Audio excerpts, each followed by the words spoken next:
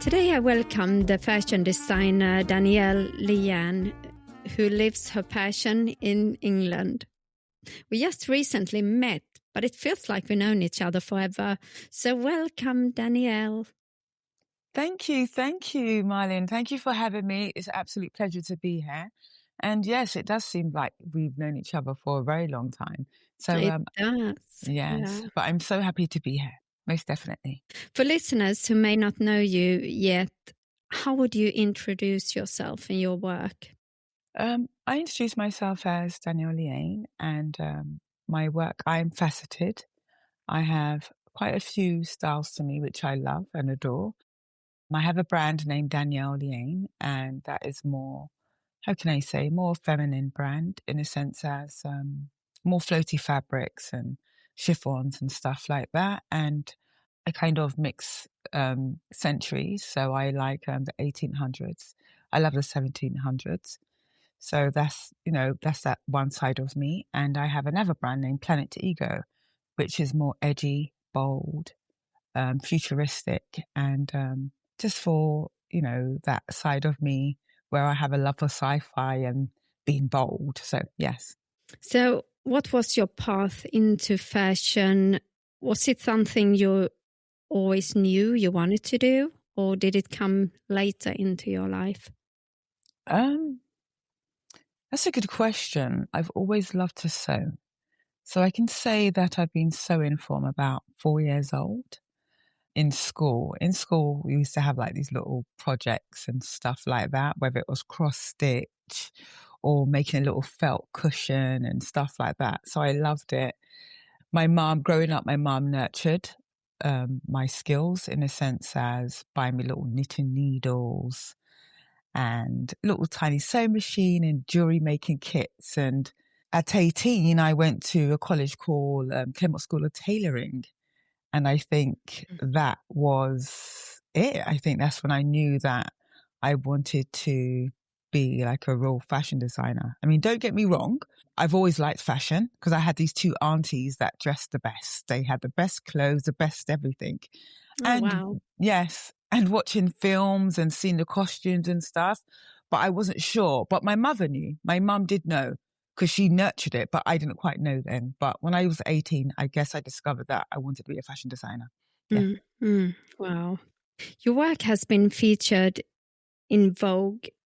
How did that moment feel and what changed after that? It felt amazing, but yet surreal. I think it was in some way, it was like I was in denial. I had something quite big and it's just like, well, that can't be me. This is my first ever fashion show, Vogue, I tell ya. How can I can still feel, the time when I saw it, but it still was not soaking in. It hasn't soaked in. No, it still hasn't soaking in. I don't know what's going to take to soak in, but I'm still like, Vogue? Yeah, that's a big thing. Yes, It exactly. is. Yeah. Yeah. And can you tell us about the moment of your first fashion show? I know we spoke about it the other day. Yes. All the feelings from that time. Can you describe how it felt to see your clothes up on the runway? It felt beautiful. So beautiful. In fact, it brought a tear to my eyes. I stood there watching my clothes going down the runway and I clapped, and it was like my soul was jumping for joy inside of me. And it's beautiful. It felt absolutely beautiful. Yeah, and I highly recommend everyone to go to your Insta and watch your clothes because they are something else. They are amazing. They are beautiful. Thank you. Hopefully one day I can wear one of your pieces also. Yes, of course. That would be absolutely amazing. Yeah. But when you start creating, where does inspiration usually come from? Inspiration can come from many places. Number one is my soul. I've discovered my soul purpose, and I basically follow it now. Things just, how can I say, things pour out of me, and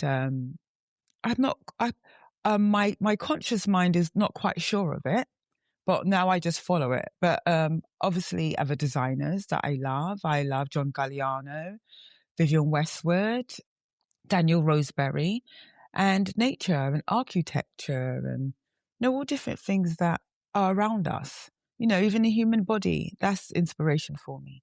So it could be many things. So I can't say it's one particular thing.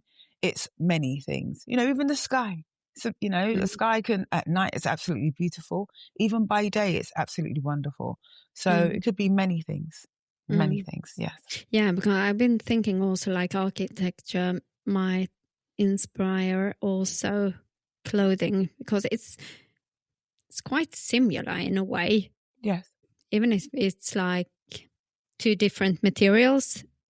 Yes. So I understand you can it's get structure, isn't it? It's basically structure, and even though one is obviously a building and it's bricks, but the same way with fashion, it's built in forms, whether it's silk, whether it's taffeta, it could be many things. So yes, I agree. Do emotions play a big role in your design process? I was thinking during the process from the start to the finished creation. Yes, it does. I mean, sometimes when I'm making clothes, I could be like I could be anxious, but that's the anxiety to finish it and wanting to see the end results. Or there's times, it depends how I feel. But most of the time it's from an emotion of love and joy and my passion.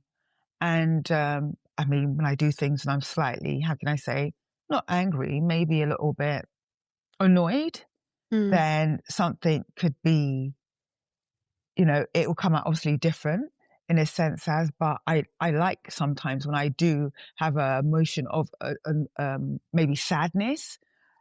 In sadness, I can produce my best work. A lot of my work have my tears in it. So there's people out there that's got tears in their garments. I doubt they've washed it, but tears, everything goes into it. So it's so beautiful you're talking about it, because I had a conversation the other week with Ekto, who is also in the episode now before you. Yes. And we spoke about music, and because he's creating music, and we spoke about also the moments when you are happy. Often things just flow, but it's in the deep moments when you are sad, or you might be heartbroken, or something difficult have happened in your life. Often in those moments, we are the most productive, or we bring that to what we are creating. Yes. And we get the most beautiful pieces, or how to say, tracks, or clothes, or paintings, or I think at that moment you go down to your true self and you can't hide, and there you find the true colors. Core of the soul. Yeah. I've kind of discovered it, and I would say it's a recent thing. And I would say it's been possibly the last 3 years I've discovered what and why my soul is. And it projects everything that I created recently. It's a projection of my soul. And I am still yet to set it free, like fully unleash my soul. Because I feel, because I'm designing things that I have never thought of myself consciously, I'm a little bit afraid, but I'm learning to trust my soul, because it's obviously proven me right. And every time it does project, it just feels like, wow, is this me? And even though I see my clothes, I still don't believe it's me. I just say it's my soul, because it's not my physical, it's this soul that I'm carrying. Oh, So, yes. that's beautiful. Yeah. That is beautiful. And there's a very strong power in the acceptance also that this is who I am. Yes. This is the path I want to go, because it's the truest me. And I just wish more people have the confidence, because it takes lots of confidence also to go your own way. But when we do it, we paint the world more beautiful. I'm saying it so often, but we are painting, and especially in the time we are living right now, it's so important to have people who like you, that is making the world more beautiful. So, yeah, all the power to you. Thank I can't wait to follow your journey. Thank you. Thank you. But let's talk about the anxiety collection you have. How did that idea first take shape? Well, living with anxiety can be tremendously hard, and trying to describe it to people, it's quite hard to articulate. And I guess with anxiety, normal people wouldn't understand it, which is fine. Well, what should I say? Normal people who don't suffer from it wouldn't quite understand it, which is great for them. So I just wanted a way to interpretate it through my eyes, through what I feel. So I just said, well, I thought of, how about doing a dress or dresses to interpret what I'm feeling. And because anxiety is quite rigid, is quite structured, I thought it would be a perfect way to basically, show it through clothing. I mean, the name Planet Ego is from my anxiety. That name came from my anxiety, just due to, anxiety is part of your ego, and it's your ego constantly trying to protect you. And my ego is protecting me so much. I'm on my own little planet. So that's why I say Planet Ego, just as well as, everybody kind of, we all run on our ego. It's not necessarily a bad thing, and it's not necessarily a good thing, but our ego is always there to protect us and to keep us safe. And, it basically runs our whole system. So that's why I basically decided to call my brand Planet Ego and to do a collection on my anxiety. So, yeah. You created a video for the anxiety collection with Oliver Morris. Yes. And it's an amazing video. It's so powerful, and there's so many emotions in that video. What was the creative process like when working on that collection? Did you do it during a longer time, or was it a quite concentrated, small timeline? It was amazing that Oliver was willing to come on board. I basically told him my idea, and he said it was a brilliant idea. So I was like, wow, okay. And mind you, that was like this was my first fashion video, and the first time that I really believed in myself. And Oliver helped me. He helped with my confidence to do this, because I've always thought that it was too hard to, get a team to work with and stuff like that. And it was a long process. It took us a year. And every garment that I made, I mean, there's a lot of them that are very detailed with a lot of crystals and stuff. And some of them took weeks to make. But the whole process, as, getting the clothes ready, telling the models, like describing my feelings, my habits or my behaviors that I do while I'm anxious or having a panic attack. It was just amazing just to see them reenact it. And but it was a long process. It was a long process. Yeah. Very long. So what afterwards, do you feel like you grew as a person through the video, and like, can you see yourself in the beginning of the video, the process, and afterwards that were there things that were changing emotionally in you? Most definitely. Such a big change in me. I started to believe in myself for once, acceptance of who I am, because I made clothing that I've never done before. And it didn't matter if they were liked by anybody. I think at that time, I set my soul free. I literally Yeah. set it free without being apologetic about anything. I mean, even now, right now, the just talking about it, the emotions, the feelings, it's just all stirring inside of me because it's one of the best things that I've done, and I'm still moving forward, doing the best things that I can, and I know there's more to come out of me. So yes. Yeah, we spoke a Awesome. little bit about you doing it again. Yes. But like in a bit of a fun way. We've spoken quite much about anxiety, haven't we? Yes, we have. We share that journey very much. Unfortunately, yes. At the same time, but anxiety teaches much. And as I said, I often end up in the most funniest situations when I'm trying to deal with my anxiety. So if we can have a good laugh at the anxiety, that's the most setting free. Yes, it is. It is. It's, it's, how can I say, it's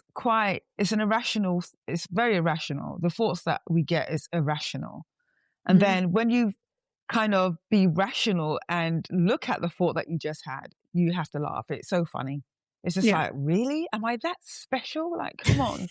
Like, oh God, like, really? But at the time, it's like, oh my God. But afterwards, it's like, oh, please. Yeah. What is wrong with you? Get a grip. And every time it's like, oh, I didn't die. Oh, that's strange. Oh my God. Okay, what should I do with my life now? Like I had a second chance. Exactly. But I mean, I've had a million chances since I've had so many panic attacks. It's funny. It's crazy. It's so crazy. It is. But again, you need to laugh about it otherwise. Yes. But your design has also been worn by pop stars. Yes. How does those collaborations usually come together? Mostly stylists come to me and they do a pull, or they loan. So basically, they do a pull. I would say pull is more when they kind of borrow something without paying. Then they exchange with credits and stuff like that. Or loaning, they will, give you a little fee to loan your garment without damages. So like I said, the stylists come to me and I'll pull, sometimes because I need a credits, and having, certain people in my clothing is absolutely amazing.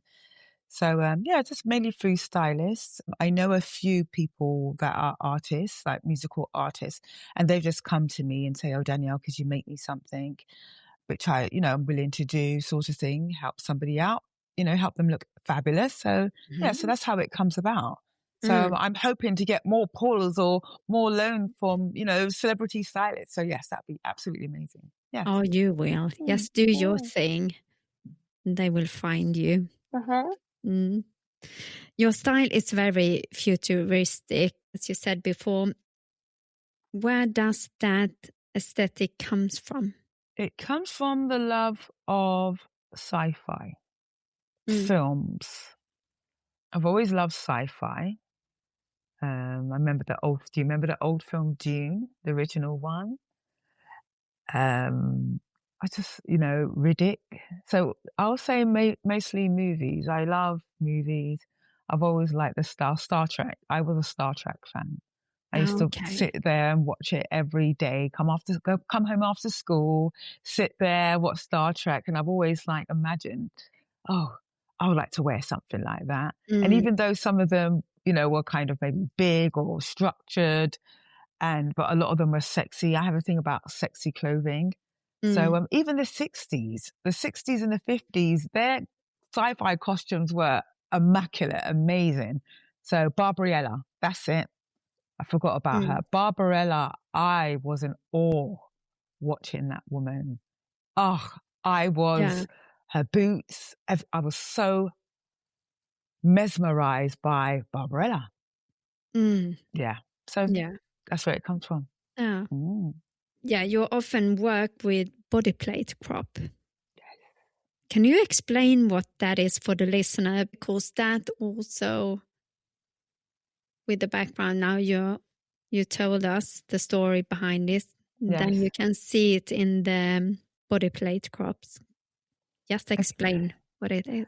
Okay, a body plate is a hard shelf molded body, basically. So it's made out of thermoplastic, and I mold it on a body. I do men and I do women. So basically it just molds, like a mannequin or something. It's molded, and I will do many things with it. I would either may cover it with fabric, I either paint it, and I've made one for a pop artist called Nova, where I put spikes and I covered it with mirrors, like a glitter ball. Yeah. Yes. So it's beautiful. just thank you. I will say it's more of a hard shell. It's an armor, body armor sort of thing. Yeah, a body. I want to kind of experiment. I want to try it in leather, but I use the fabrics that I use for it right now is thermoplastic, and I use acrylic, where I will soak fabric in acrylic liquid, epoxy, and I would just mold it onto the mannequin, and voila, we got you a nice, sexy, hard shell corset. Yeah. Yeah, they are sexy. They're brilliant. Thank you. Beautiful. I've seen the one you've painted in gold also. Yes. And there are also dresses that are so special and amazing, where it looks like the wind is blowing. Yes. It's kind of frozen. I was just thinking the other day, it's like a signature. Like if I see a dress like that, I'm like, probably that's Danielle. They think of me. Special. A lot of people do. They think of me. And funny enough, I thought that it wouldn't work. I was very, my confidence was really low with them from the beginning. Okay. And I was like told, no, just keep doing them. And then all of a sudden they all blew up. A lot of people started doing them because it was Balmain that I forgot her name. It was worn anyway by a young lady, an actress. And I just thought, oh, I want to make that. And I searched everywhere. How do I make it? I went through cosplay, because cosplay, this is where I basically got the idea from. It's cosplay. I used to watch a lot of cosplay designers. And I always dreamt about having the Warbler, because it's called Warbler. That's what I use. And I finally got some. And then I just started. And there's an artist, a leather artist, that molds them out of leather, because I thought it was the thermoplastic first. And I realized it was leather, the ones that Balmain had, of course. And I've made friends with him, actually. He's an amazing craftsman. And hopefully I could put my hands to leather and molding the leather just as well as the thermoplastic. So, yeah. Yeah, I can imagine there's a training process before you get it to work. Yes. That you need to practice. Yes. Because I can understand it's a little bit tricky material to work with. Yes, it is. But what interests you about the relationship between clothing and the body? Because here's the body is very visible.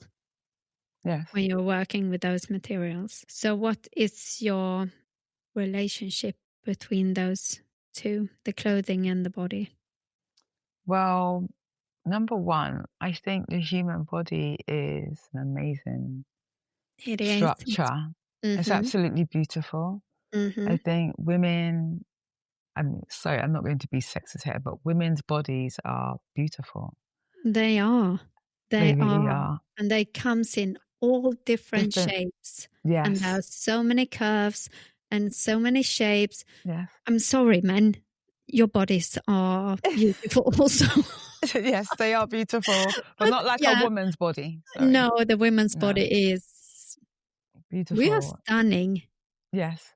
Yeah. Yes, I agree. All the shapes, as I said, all the colors, all the shapes. If we are thin, bigger, or whatever, they are beautiful. Yes, they are. So the silhouette of a female body, and I just think to me, clothing is something to enhance it. Just as well as enhancing the body, it enhances the soul. So I'm thinking about the inside and the out. The change, I know when you've got on something fabulous and you feel fabulous, your whole persona changes. Yeah. Your whole aura changes. Everything changes. So I love contributing to raising the soul's essence within that person's vessel. Because the body is a vessel to me, and we have these wonderful souls that sit inside of us, and we are told to ignore this soul, and this soul probably sitting in many bodies and screaming, "Let me out!" Yeah, and so true. I notice it. There's times that I've altered something and or made something, and the minute that they put that garment on, it's like they've taken off a whole sheath of skin, and they stand up straight. Everything just changes. Their energy changes. It's beautiful. It's a beautiful sight. It really is. It's beautiful. Yeah. It's beautiful. Wow. But the phrase, the cosmos is the order of the world. Yes, it is connected to your designs. What does that mean to you personally? The cosmos is the order of the world, is of what we are. We are nature. We are the sky, the stars. We are everything. And, no matter how we try to avoid it, deny it, we cannot run away from it. It's there and we are it.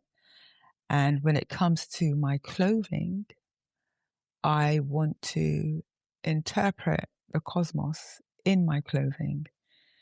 I have a thing about the stars. I love the stars, whether it's aurora, different planets. It's always intrigued me.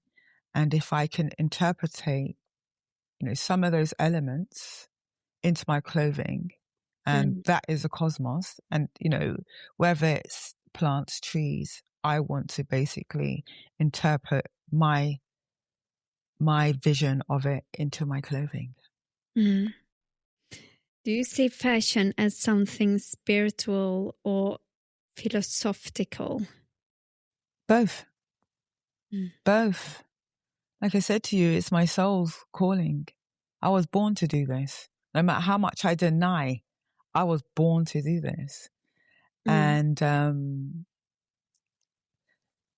I guess it's fashion is a channel for me, and like the likes of others, where it's they use it as a biography, and they're able to allow their soul to speak, show exactly who they are. Some people's souls are dark, some people's souls are light. And again, in a spiritual sense, yes, our clothes can ground us, different colors that we wear. I mean, I'm not sure if you believe in chakras and stuff or know about chakras, but the colors that we wear is all an interpretation of us. Even though we may put on clothes every day, sort of thing, to go to the shops or whatever it is, it tells a story of what's going on within that person. And, right now it's winter. Okay, it's winter, but I wear a lot of black. And obviously I'm tired, I'm gloomy, and everything that I put on is a representation of me. So whether it's style, it's color, it's a representation of what's going on in my body and in my soul. So I would say it's philosophy just as well as spiritual. So it can go both ways. And what it does, it taps into your whole being. And just as well as, like I said, looking nice, it taps into our whole being. And I want to be able to project that to people, that clothing is not just to look nice. It's a thing of connecting with your soul or your energy. So, I would say it's both. Yeah, and I'm often thinking about it here in Sweden also, since I'm in Sweden, that, as you said, wintertime, so many people dress in black. Yes. And it's like we get the shield around ourselves also in those black clothes, Yes. like we are hiding. So it's interesting that you talk about the soul, Yes. and it's on another level. Yes, it is. It really is. And I mean, do you buy clothes with a certain purpose? Do you buy it to how you want it to make you feel, sort of thing? Definitely. Every day I dress from a feeling. Yes. Yeah. Yes. I'm happy in a way because I don't care about what other people are thinking. Maybe it's about my age, or no, I shouldn't say it's my age because I've always been like this. But if I wear the clothes that brings out that feeling that I want to feel today, then it changed my day also. And it's like if you get some wrong piece on you, Yes. I can feel so boring because every day I pick clothes that lifts me up, what makes me feel happy for that day. But I also think it can be, if you're not so connected with yourself, it can be a struggle also to find the clothes that suits you, or because I think also it can reflect how connected we are with our own soul and acceptance who we are. Yes. And clothes can be a way of hiding also. Definitely. Yeah. So I'm thinking about that sometimes when I'm in town or you are at a cafe or something, you see someone, and that maybe I don't mean to judge people, and that's not where I'm coming from, but you can see that person may be just put something on. Yes. And I'm just thinking that it might have to do that you don't have that connection, as you're saying. Yes. With your soul, your spirit, and acceptance, who you are. Like maybe you should wear some other clothes because it would make you happy, or you don't have to hide because we don't need to hide. Exactly. All of us are beautiful, and I believe that everybody has a passion, but sometimes we haven't found it yet, or we haven't taken the jump to live our passion, or we might not have the possibility, or we are scared. Yes. I think society plays a big part in how we probably deem ourselves. And a lot of people, I find, are afraid of their individuality. Yeah. And today, I think society has made being the same okay. And people that want to be individual, they feel scared of being judged or ridiculed. So I quite understand it because I've always been different. And I'm quite theatrical, and I've always wanted to be different. And, I love Kate Bush. I love what she wore. She was so floaty and everything else. And I personally didn't be that person because I was afraid of what people will say about me and ridicule me. And I've had people that have ridiculed me for being that slightly different. So society, I say, plays a big role, and it's changed a lot. I mean, I'm sure when you was growing up, there were punks, punk rockers, and, all different styles. And Definitely. yeah, Yeah. and I love that. Amazing. Yeah. I love that. And Yeah. it's very far and few between. You don't see anybody like that. Mm. Unless you go to like certain areas like Camden, you may see, but when I was walking around like a 4-year-old, I'll see people with spikes on along their hair, Mohican, and big shoes and chains and makeup, men with makeup. Oh, I loved it. Yeah. We need that back, don't we? We And that's, do. yeah. And We that's why I'm do. doing Planet Ego. That's Yeah. why Planet Ego, I've come to change the ethos of, being, a sheep. I want everybody to be individual. So that's my campaign of Planet Ego. Yeah. Love it. Mm-hmm. Love it, love it, love it. Yeah. And I think social media plays a big or a huge role today also, that we might be scared of being different. Yes. I think we have been different for a long time, and both you and me, we have accepted that we are what we are today, and let's rock and roll what we are doing.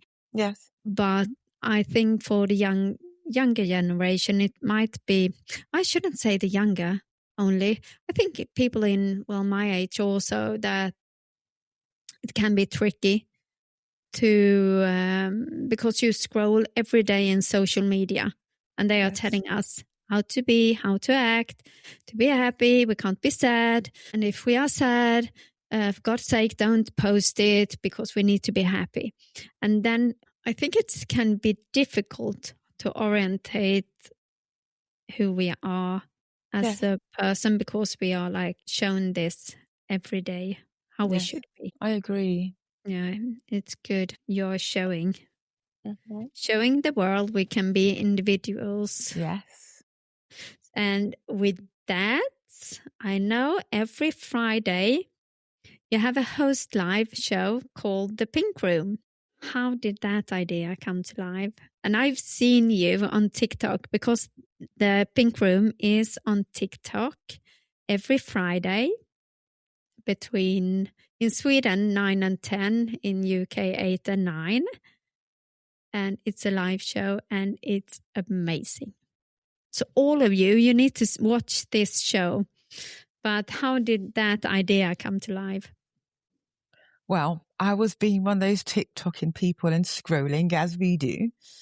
And Kim Kardashian. So Kim Kardashian, if you ever hear this is because of you.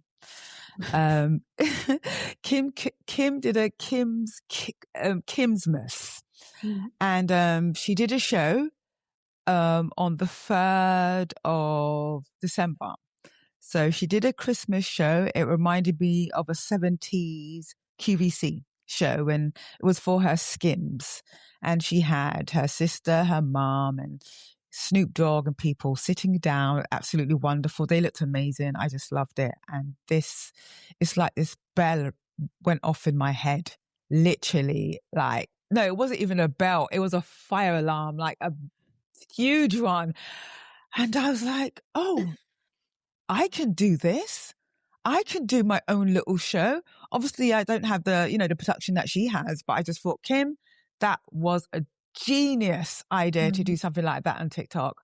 I have everything. I have TikTok. I have the platform to do it.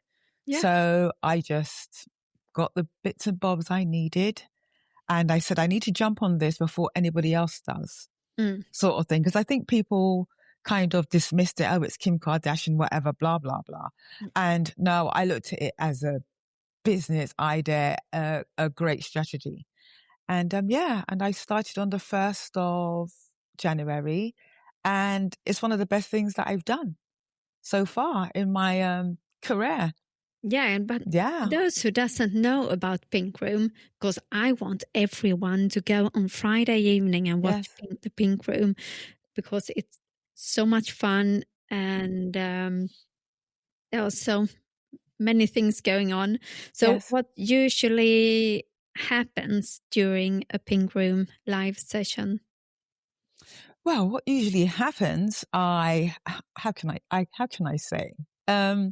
I have a character I'm trying to figure out if she's a character or she's really a part of me. I have this character. Her name is Danielle Liane. Obviously, it's me. And I speak a little bit more posh.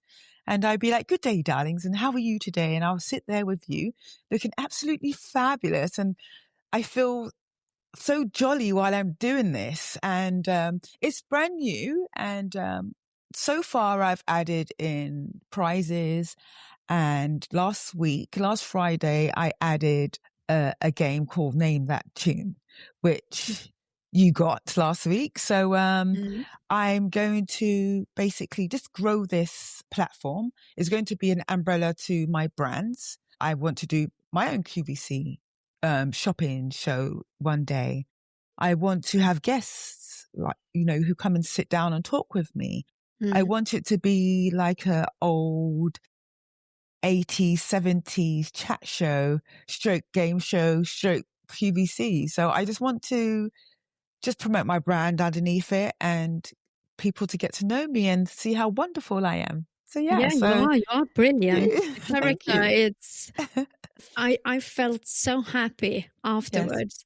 Yes. And I was feeling when I entered the show and I started to watch you, because Danielle, you sits in a chair and you talk, and my feeling when I entered was curiosity, and I left the show being so happy, and so my adrenaline was like, Really? Yeah. Wow. I was filled with energy, even if there was some slight technical stuff. You rocked it. It was like, and your laugh, you have a special laugh. Exactly. I love it. I love it. Yeah. I do love it. It's built my confidence up so much. So much. Yeah, Don't get me wrong. Doing it great. Thank you. Why was it important for you to create a live, like an ongoing space, rather than one-time event or a pre-recorded thing? I've just decided to take the bull by its horns, and going live makes it a little bit more exciting. And I want to make mistakes. I want to make boo-boos because I can make a joke out of it. I don't want to pretend that I'm totally and utterly perfect. I'm not. I'm human. And we need to stop being so serious. There's times that my words get jumbled up and my tongue starts rolling, and it's okay. It's fine. It's funny. This is what makes my character. I've tried so hard to be perfect, and my perfect has never been enough. My imperfections have never been enough. So let me just have all of them in one live, and we can all have fun and have a wonderful time. So that's why I decided to go live, so that I can laugh at myself if I make mistakes. Yeah, I applaud you. And the thing, as you said, being human. Yeah. How does interacting live with your audience affect your creativity? I mean, this is going to sound a bit weird. The interactions with their suggestions and them coming every week to interact with me has made me feel I need to do more. And they're making me realize that I am more than what I think consciously, not subconsciously. Or we can go the other way around, subconscious, consciously. But either way, I feel wanted in some sense. And I feel that I do have more to offer than I realized. So that, the audience are making me feel that I have something to offer with my work.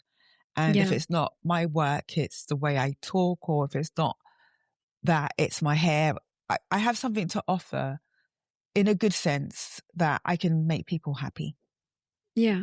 Yes. Yeah, and that was the feeling I left with. I want to have more. Yes. There was someone asking you about the week also. Yes. And I was like, talk more about that. I want to know more. Because in Sweden, it's not usual. We don't wear wigs here. Yes. In that we have our Nordic hair. Yes.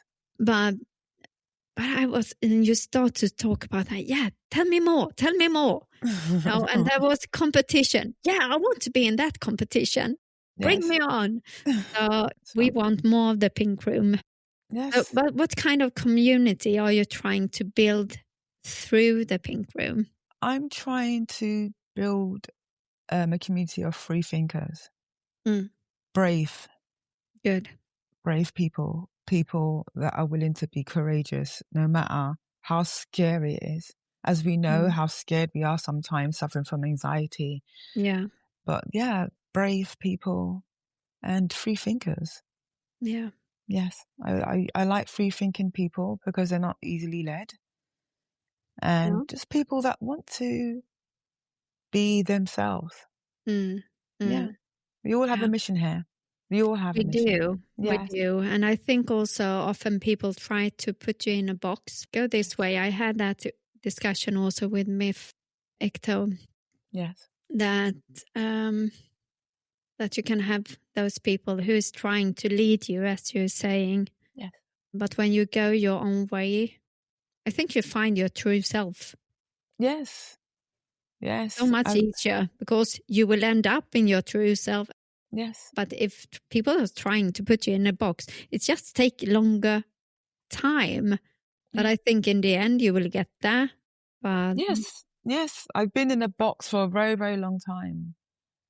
And literally clawing my way out of the box because I'm not, with my peers, peers growing up in school and stuff, I wasn't your bog standard, how can I say, black girl.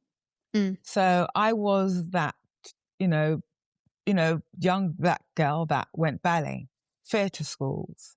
I spoke different. I didn't want to, how can I say? My mom didn't want me to be a certain way.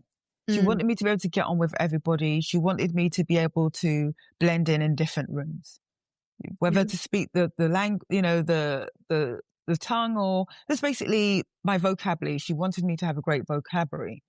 And people always said, "Oh, you should be like this, Danielle. You should be like that." And I've been continuously boxed and boxed. I've only just broken out of it, like I would say a year ago. And I came up with a saying, "Death by 1,000 words." And this is people's suggestions. Be like this, talk like that, dance like this. That's all people do because they, I don't know if they feel uncomfortable about their self, or I don't know what it is. I can't really speak. I can only speak for myself, but I am done of being boxed in a box. If I want to have fairy wings, don't be surprised if you see me with fairy wings on a pink show one day. And I'm not going to be allowed to be boxed in anymore. I want to be free. And I've got to let go in certain beliefs that I've been told. And when I set free, I don't know what I'm going to turn into. But right now, I'm just breaking out of the chrysalis. Yeah. Yeah, and I got one wing popped out of the chrysalis. The rest is coming. And if we look at the world, and I don't mean the war and all the terrible things that is going on right now, but if we see the world as a playground, then the life gets also, I believe, on another level, because the world is so beautiful, as you say, with the stars and the moon and the sun. And we here where I live, we have long, long beaches. And so I so often go down to the ocean, and it's just a huge playground. And we live here once, and then we, I believe, transform to something else. But then life gets easier also. It doesn't have to be so serious. You don't have to be in that box to be happy, or what social media is telling us, or our parents are telling us, or when you let go, it's letting go. Sometimes we hold on too much.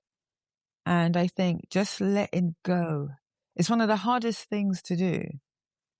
But letting go and just being, I think that's the most important thing, just being. Yeah. But we hold on to so many things, whether it's, people. We used to form this attachment. We form attachments to everything, whether it's furniture, people, houses, whatever it is that we attach. And I think that stops us from literally celebrating life in a sense. Those things have always been there. They'll be there, but just letting go of the attachment. It's like me, myself, letting go of the attachment of what people think about my fashion.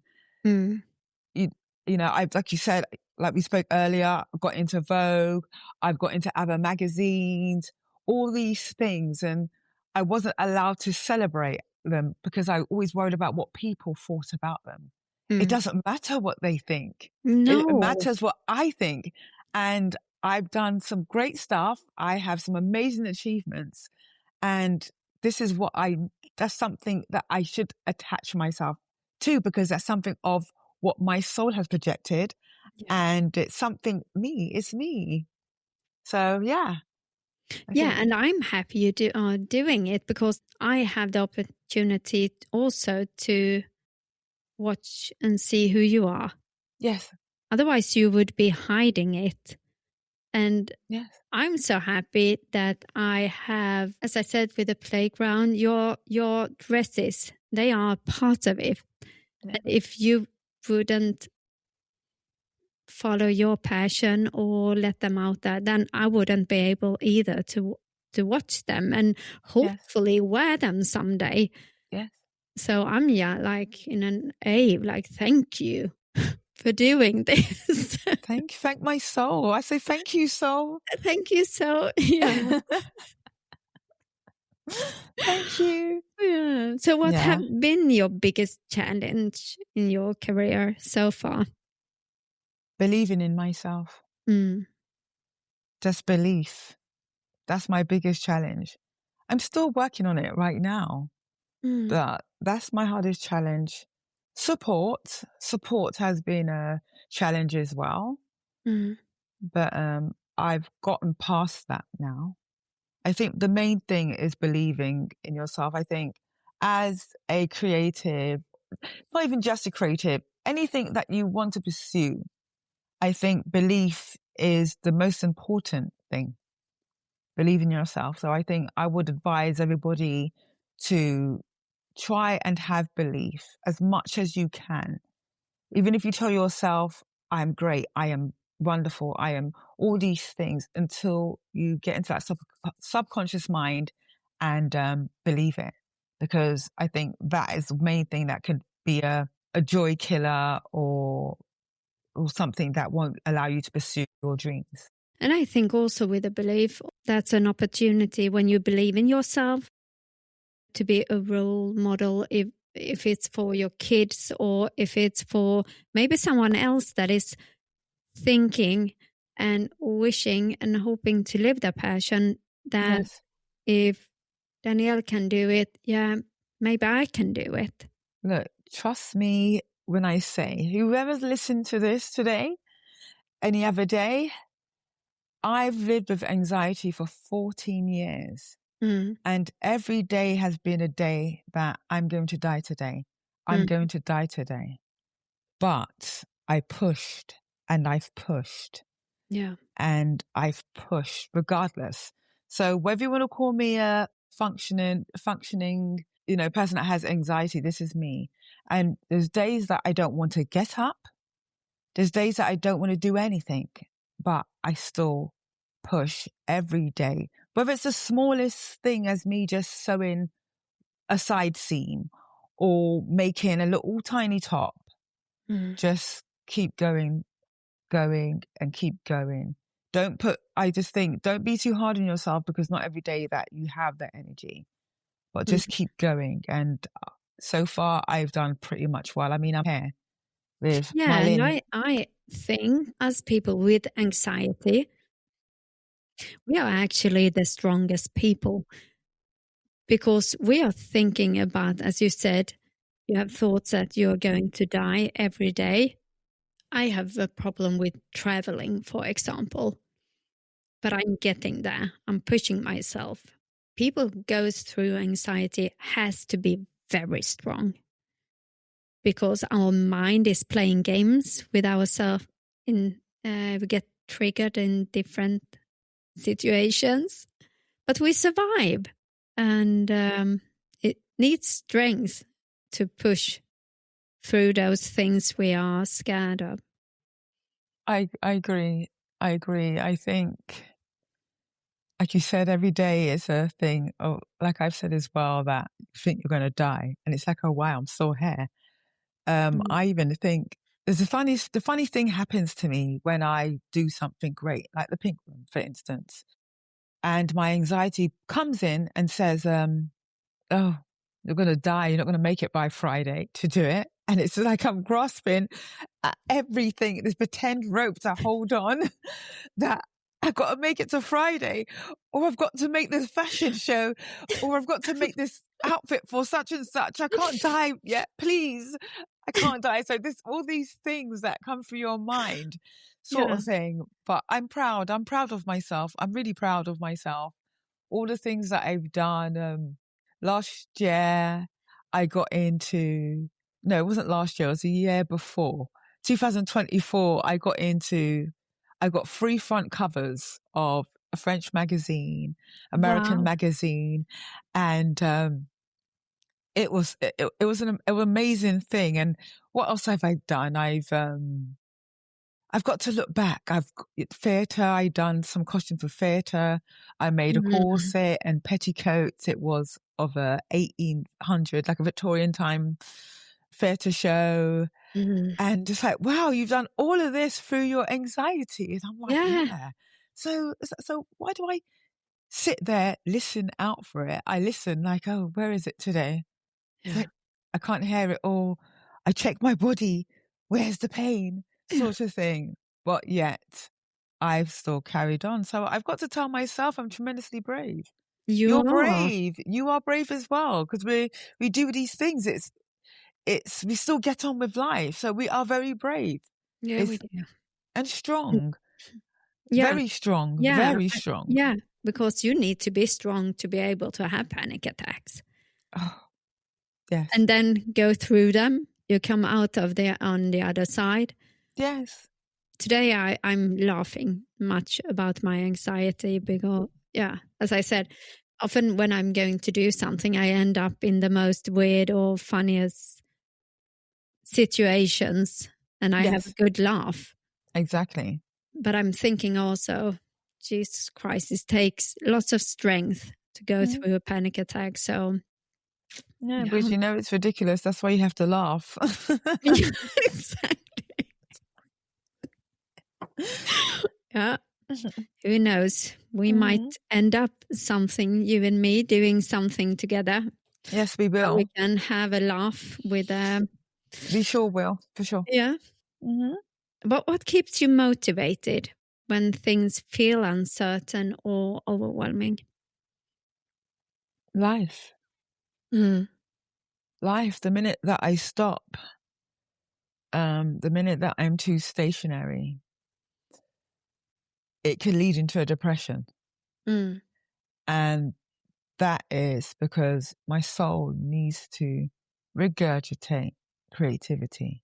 Yeah. So whether it's I'm making clothes, body plates, jewelry, it needs to be creative. Otherwise, my soul becomes tremendously, tremendously sad. And I have to just keep going. Yeah. Yeah. I obviously I have times I have to have my downtime, but not too long. Not too long. No. Yeah, I understand you. And I think people who live their passions, they are, as you said, we need to do something creative, whatever it is, to feel well. Yes, definitely. Definitely. I had a time that, I don't know, my mum passed away, and after she passed away, I opened a shop. I opened a dancewear shop with a friend of mine, and it was absolutely amazing. I loved it. It was beautiful. It was a dream that I fulfilled. And during that time, COVID came, and I had to close the shop.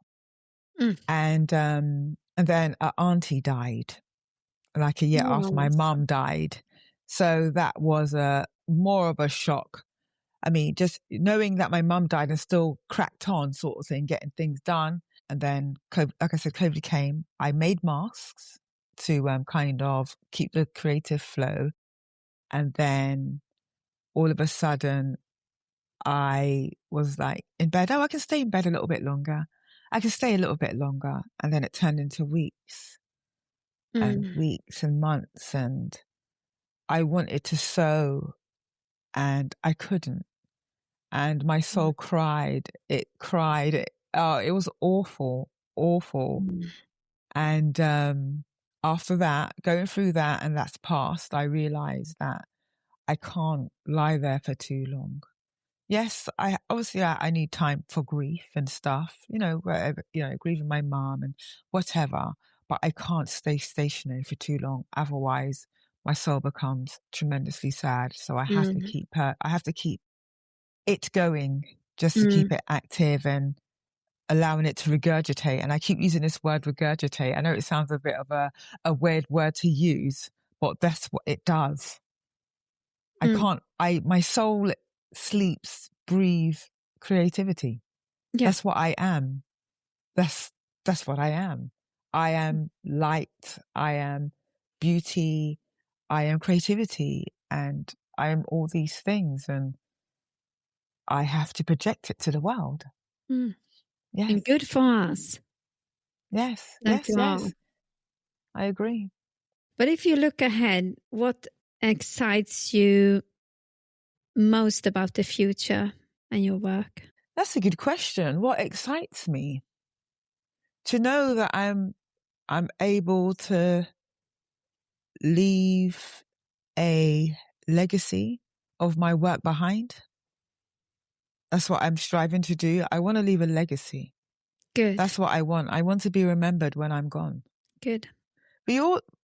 Legacies, we're all leaving a legacy of some way or form. We leave legacies for our families. But what we're doing right now, we're leaving a legacy for the world. Yeah. Because when we're gone, this podcast is still there. Exactly. My fashion is still there. And hopefully my clothing will be passed down to generations. Yeah. And, I could, keep producing all these stuff that are family heirlooms and in a museum, hopefully one day. So I was just thinking museum. Yes. Yes. Couture pieces. I want to do all different pieces and leave my daughter with that legacy in the world. I want to be known. I've always been hidden. I've always hidden myself, and I want to be known. That's why I've, done the pink room. I started the pink room to be seen. I was told I wasn't allowed to be bold and not to tell the world how great I am. And that's what I'm using that pink room for. And every Friday, 8 to 9, that is my time to shine. Yeah. And it's amazing. And I love it. And you do. Yeah. My time to shine. Yeah. It's beautiful. Be free. Thank you so much to join me today in the podcast. Yeah. It was such an honor to have you here. And I can't wait to follow your journey. It will be amazing to watch. And I hope everyone goes into the pink room on Friday. I hope so. Yeah. It's building. It is. Yeah. So, every Friday, 8 to 9, the pink room. My TikTok is Danielle Liane. So when you go to Danielle Liane, every Friday, 8 to 9, you'll get me there. So hopefully I see you this week, Friday. I will be there. I will be there. I know you will be. Yeah, I will. Yes, I'll be. Good evening, darlings. Oh, absolutely wonderful to see you all. So yes. Exactly. I will sit down. Exactly. So, but yes, thank you for having me. It's absolutely a great pleasure to be here. And I'm so glad that you chose me to come in your wonderful room and, to be with you. Thank you so much. And it's been a pleasure. One day we'll be doing something on anxiety to make people laugh. And It'd be Yeah, great. it's written in the future already. Yes, it is. Definitely, for sure. It is. Yeah. It is. But yes, Marlene, it was beautiful. Yeah. Thank you. Thank you. Thank you. Yes. Thank you.